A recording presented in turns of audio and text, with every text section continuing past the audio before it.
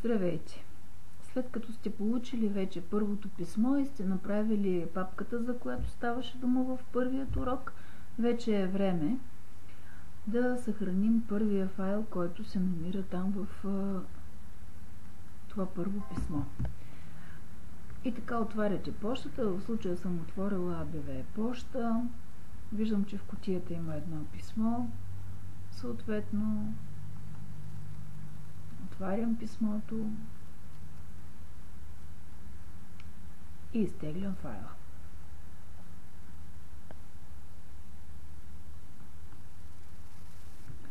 След като се отвори този файл, трябва да го съхраня. Съхранявам го в папката, която е създадена с компютри и подпапка албум.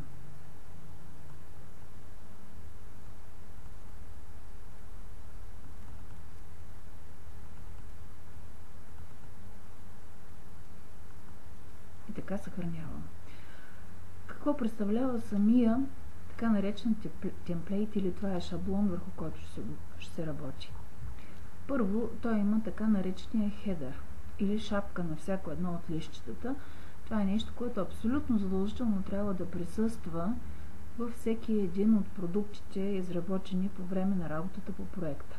Освен това, има отдолу и така наречения футър. Това също е нещо, което задължително трябва да се намира в този продукт. И така, за момента това, което трябва да направим с шаблона или темплейта, така че затваряме листа и повече работа тук нямаме. Освен, че сте намерили вече шаблончето, имате и първият видеоурок, който всъщност аз ви подготвих. Вие си го изслушвате. Ако има проблеми с звука, увеличавайте звука. Извършвайте всички дейности, които трябва да се направят. И сега, следва вече втора стъпка. Откъде да вземем информация? В това писмо, което ще бъде придружено с този втори видеоурок, вие ще откриете и връзка към така нареченото Wikispace, като това Wiki този път е на училище Железник. Отваряйки Wikито, първото Wiki на СОУ Железник, ще попаднете на страничка, наречена Home. Това е началото на това Wiki. На нас какво ни трябва? Трябва ни албум на Стара Загора. Отваряйки тази страница, тук само ви предупреждавам, че трябва да сте много търпеливи, защото снимките се зареждат бавно на компютъра, ще трябва да ги изчакате. Те са качени в 3 варианта. Първият вариант са малки снимки, поместени в табличка на тази страница. Втората разновидност, която съм изпробвала също, е самата снимка качена в страничката, разделени с един делител. И така няколко снимки има и в този вариант на качване на страницата на Wikито.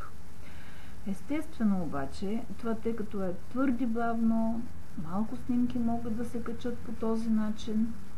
Най-отдолу, като дръпнете плъзгача, казах ви, бавничко се зарежда, трябва търпение, за да се изчака, за да могат всички снимки да се отворят, да се заредят.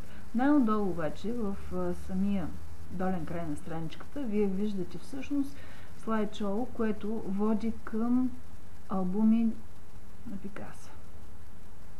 Цъкайки или кликвайки върху самата снимка, върху слайдшоуто, вие влизате в албума Стара Загора.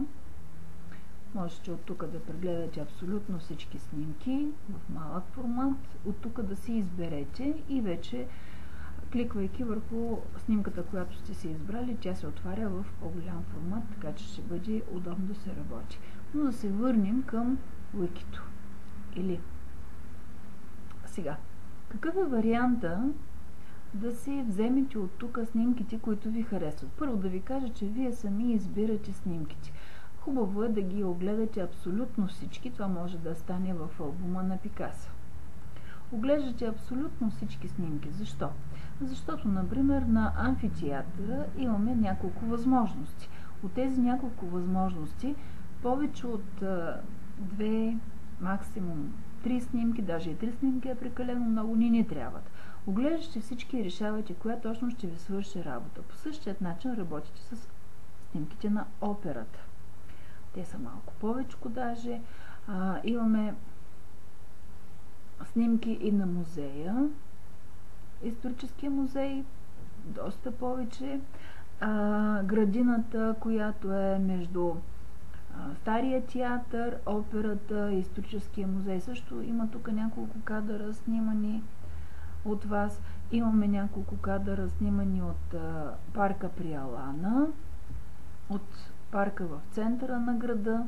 Имаме също джамията. Тук се вижда на една от снимките езеро Загорка, езерото над гарата. Имате възможност да изберете за всяко едно от местата 1, 2 и максимум 3 снимки. Даже не ви съветвам да са 3, най-много 2 снимки. Нямаме още снимки от парка Язмото, нямаме снимки от паметника на митрополит Методий Кусев, нямаме снимки от стадиона, нямаме снимки също от Самарското знаме. Надявам се скоро време това да се попълни, този пропуск да се попълни.